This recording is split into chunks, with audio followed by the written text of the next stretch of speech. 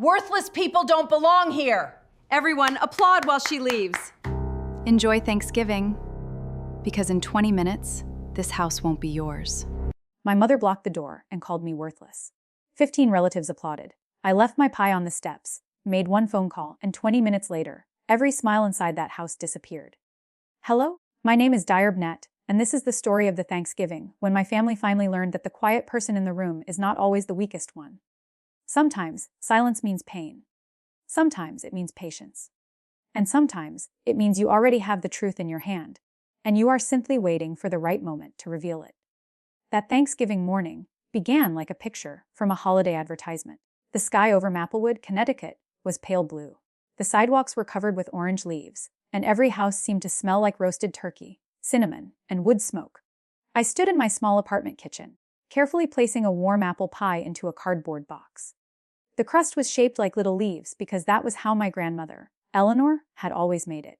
She had taught me the recipe when I was 12. A good pie needs patience, she used to say. If you rush it, the center falls apart. At the time, I thought she was talking only about baking. I wore a simple navy dress and carried the pie to my car. Before leaving, I checked my phone. There were no messages from my mother, Diane, no reminder about dinner, no warm holiday greeting. But my younger sister, Vanessa, had posted a photograph online. She was standing in my grandmother's dining room beside a table set for 17 people. The caption read, "Thankful for the family members who actually matter." I stared at those words for several seconds. Then I put my phone away. I had been invited, or at least I thought I had. 3 weeks earlier, my mother had sent a group message telling everyone to arrive by 4. My name was still in the family chat. No one had told me not to come. Still, I knew trouble was waiting. For most of my life, Vanessa had been the golden child. She was charming, loud, and very good at making other people believe whatever she wanted them to believe. I was the quiet older daughter who fixed problems without announcing it. When my father died, I handled the hospital paperwork. When my mother fell behind on her property taxes, I paid them. When Vanessa's event planning business almost failed, I gave her an interest-free loan of $30,000. But none of those things made me valuable in their eyes. They only made me useful. 6 months before that Thanksgiving, I stopped being useful. Vanessa asked me for another $50,000. She said she needed it to expand her business. When I requested financial records, she became offended. 2 days later, my mother called and accused me of being jealous of my sister's success. I refused the loan. After that, the family story changed. Vanessa told everyone I had lost my job, wasted my savings, and become bitter. She said I was angry because she was successful while I was barely surviving. The truth was very different. I had not lost my job. I had left a corporate accounting position to start a fraud investigation company with my former supervisor. We worked quietly, mostly for banks and insurance firms. The business was doing well, but I kept my life private. Vanessa used my silence as proof that her lies were true. At 3:45, I turned onto Hawthorne Lane and saw my grandmother's white colonial house at the end of the street. Cars filled the driveway and lined both sides of the road. Golden light shone through the windows. For a moment, I remembered childhood Thanksgivings there. Grandma laughing in the kitchen, my father carving the turkey, and Vanessa and me fighting over the wishbone. Then I noticed a silver SUV parked near the garage. It belonged to a real estate agent named Mark Talbot. That was the first surprise. Mark had contacted me 2 weeks earlier about the house. He said my mother and sister were preparing to sell it. That was strange because they did not own it. I did. My grandmother had placed the house in a trust years earlier. After she died, I became the trustee and eventual owner. My mother had the right to live there as long as she followed 3 conditions. She had to maintain the property, pay the regular household expenses, and never borrow money against it or attempt to sell it. 3 months earlier, I discovered that someone had forged my signature on documents for a $250,000 private loan. The house was listed as security. I did not confront my family immediately. I started an investigation. Every document led back to Vanessa. And that afternoon, the real estate agent's car told me she might be planning something even worse.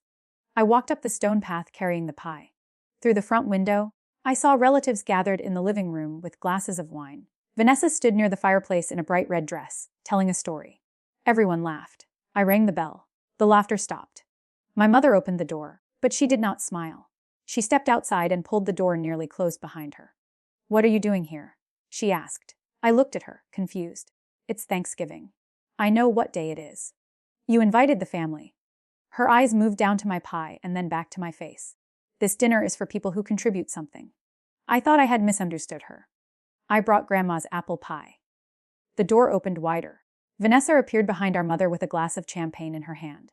"Oh, Claire," she said loudly. "You really came." The relatives behind her became quiet. 15 faces turned toward me. My Aunt Rebecca looked uncomfortable. My cousins whispered to each other. Uncle Paul lifted his phone, apparently ready to record whatever happened next. Vanessa smiled. "Mom told us you might show up and make a scene." "I'm not making a scene," I said. "I came for dinner." My mother planted one hand against the doorframe, blocking my way. "Worthless people don't belong here," she said. The sentence struck me harder than a slap. For 1 second, no one moved. Then Vanessa began clapping. Slowly at first, one clap, then another. My cousin Bradley joined her. Uncle Paul laughed and clapped too. Within seconds, nearly everyone in the room was applauding, as if my humiliation were holiday entertainment. Not all of them looked happy. Some followed, because they were afraid to stand apart. But they still did it. My mother raised her chin. Vanessa smiled like she had won. I could have shouted. I could have listed every bill I had paid and every sacrifice I had made. I could have told them who really owned the roof above their heads. Instead, I looked at each face and let the moment burn itself into my memory. Then I bent down and placed the apple pie on the front step. "Happy Thanksgiving," Vanessa laughed. "Where are you going?" "Back to that tiny apartment." I met her eyes. "No, I'm going somewhere I'm welcome." My mother slammed the door. The applause started again. I walked to my car without looking back. My hands were shaking, but I did not cry. Not yet. I sat behind the steering wheel and opened the folder on my passenger seat. Inside were copies of the forged loan agreement, the trust documents, bank transfers, and an unsigned settlement offer from the lender.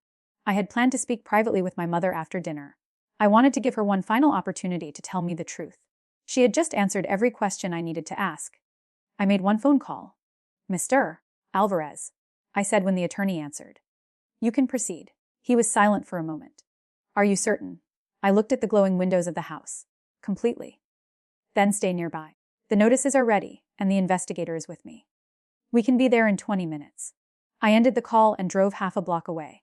I parked where I could see the house in my rearview mirror. At first, nothing changed. Music began playing again. Shadows moved behind the curtains. Their celebration continued. Then, exactly 19 minutes later, 2 black sedans and a county vehicle stopped in front of the house. 3 people stepped out. The first was my attorney, Daniel Alvarez. The second was an investigator from the lender's fraud department. The third was a deputy sheriff carrying a thick envelope. They walked up the path and rang the bell. This time, Vanessa opened the door. Even from a distance, I saw her confident smile disappear. 5 minutes later, my phone began to ring. "Mom," I let it ring. Then Vanessa called. Then Aunt Rebecca. Then Uncle Paul. By the time the 10th call arrived, people were moving rapidly behind the windows. The front door opened and closed. The real estate agent hurried outside, speaking angrily into his phone. Their celebration had turned into panic. My mother finally left a voicemail. "Claire, you need to come back immediately. There are strangers here making ridiculous claims. They say the house is frozen, whatever that means. Call me now." The house was not being taken from her that night. The emergency court order prevented any sale, transfer, or new loan while the fraud case was investigated. The deputy had also delivered a formal notice that my mother's right to live in the property could be terminated because the trust agreement had been violated. But the biggest shock was still waiting. At 4:38, Mr. Alvarez called me. "We found a buyer at the dining table," he said. "They were planning to sign a purchase agreement after dessert." "Tonight?" "Yes." Talbot brought the papers. "Your mother was going to sign as trustee." My stomach tightened. "She knows I am the trustee. That is why the fraud investigator is interested." I closed my eyes. The betrayal was larger than I had imagined. This was not just Vanessa forging my signature without my mother's knowledge. My mother was involved. They had planned to sell my grandmother's house for $800,000, pay off the private loan, and divide the remaining money between themselves. They believed I would never find out until the sale was complete. "There's something else," Mr. Alvarez said. "Your sister is blaming your mother. Your mother is blaming your sister. The buyer is threatening to sue both of them." The strange thing was that I felt no joy. Justice had arrived, but it did not feel like victory. It felt like watching an old bridge collapse after spending years pretending the cracks were harmless. Then I saw Aunt Rebecca leave the house. She noticed my car and walked toward me. I lowered the window. "Claire," she said softly, "I'm sorry." I said nothing. "I shouldn't have clapped." "No, you shouldn't have." She looked down at the pavement. "Vanessa told us you stole money from your mother. She said you controlled the trust and refused to let Diane pay her medical bills. That was a new lie. My mother's medical insurance and household expenses have been paid from the trust every month, I said. I can prove it. Rebecca's face turned pale. Then why would they say that? Because they needed everyone to see me as the villain before they stole the house. She covered her mouth. I handed her a copy of the trust statement from the folder. It showed every payment had made during the previous 5 years. Property taxes, roof repairs, utilities, my mother's insurance, even the cost of Vanessa's wedding reception. Rebecca read the first page and began to cry. Wu believed them, she whispered. You wanted to believe them, I replied. That made it easier to clap. She had no answer. The front door opened again. My mother stormed outside, followed by Vanessa and several relatives. They crossed the lawn toward my car. My mother reached me first. Stop this, she demanded. Tell your lawyer to leave. I can't do that. Of course you can. This is a family matter. Forgery is not a family matter. Vanessa pushed forward. Her face was red.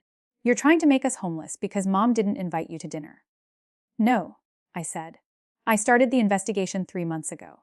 Tonight, you attempted to sell property you do not own. Several relatives exchanged shocked looks. Vanessa pointed toward the house. Grandma wanted Mom to have that place. Grandma wanted Mom to live there. She did not give her permission to steal it. My mother leaned closer to the window. After everything I've done for you, you owe me. That sentence finally broke something inside me. Not my heart, but the chain that had kept me attached to her approval. I paid your taxes for 5 years, I said. I paid your insurance. I repaired the roof. I gave Vanessa $30,000 she never returned. And today, you called me worthless in front of our entire family. My voice did not rise. It did not need to.